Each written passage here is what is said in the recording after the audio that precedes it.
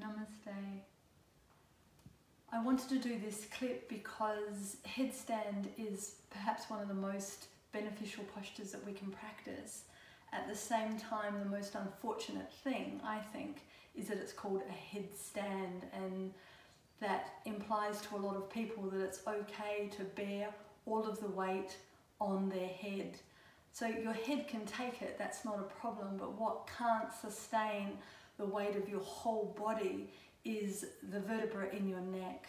They're very small vertebra, and I have actually personally seen what the vertebra or the discs of people who do bear all of the weight in their head look like, and it wears out the discs at a very fast rate. So what I do want to clarify is where we actually position the weight on our head, which is here at this junction between the frontal bones and our parietal bones. It's called the bregma, and it's what used to be the soft spot, the fontanelle, when we were babies, which usually fuses at about 18 months to 2 years. And so when we place this part of our cranium on the mat, we actually give ourselves sort of a little release of these joints, which do tend to get cramped, especially if we have any imbalances below from the pelvis up. These joints, although a very slight movement, do actually move, and their ability to move is very important.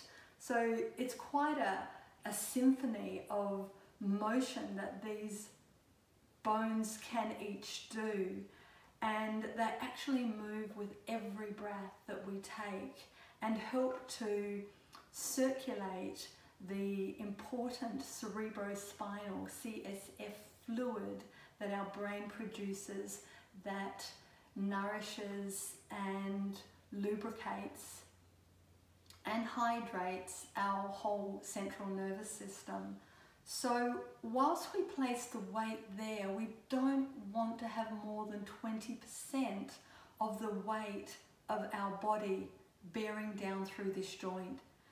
Joints don't mind compression, but they also need decompression. So this rhythm of compression, decompression, compression, decompression is what actually keeps joints healthy.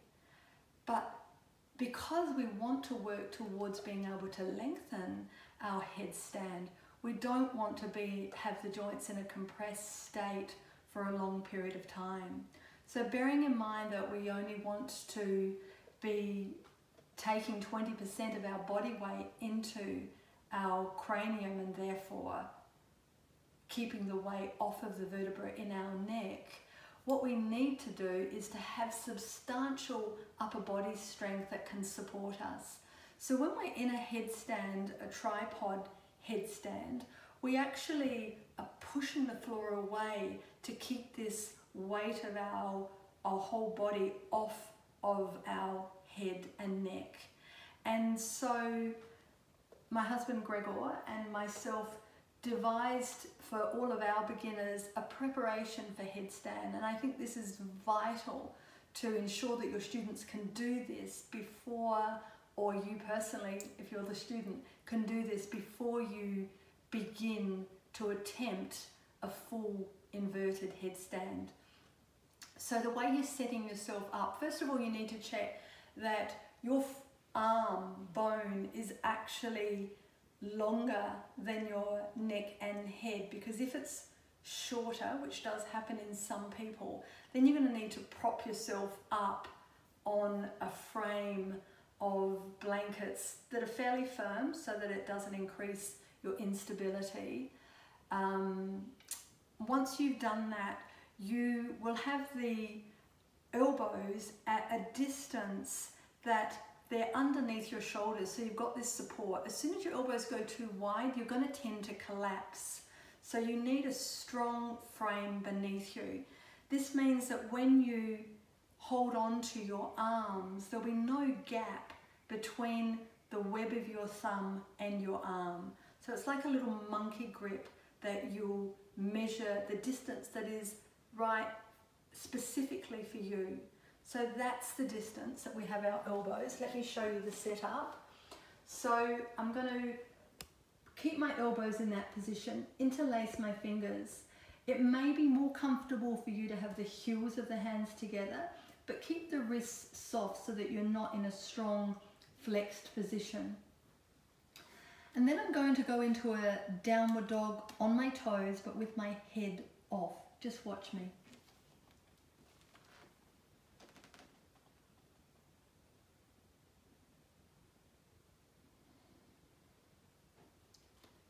So what I'm doing is I'm bearing weight through my arms and shoulders. The action is if I'm actually pushing the floor away. And I'm on my toes to keep the weight in my arms so that I'm building shoulder strength with that. And our gauge is that if you can hold this for 25 breaths, then you have sufficient strength that you can at least go up into a headstand and not lose that action.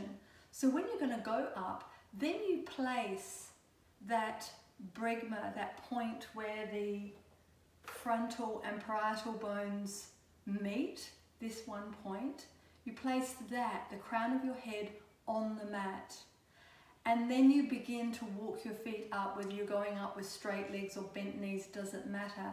But the important thing is that you almost keep this mantra of pushing the floor away so that you have length through the neck and only 20% of your body weight supported through the head and the neck.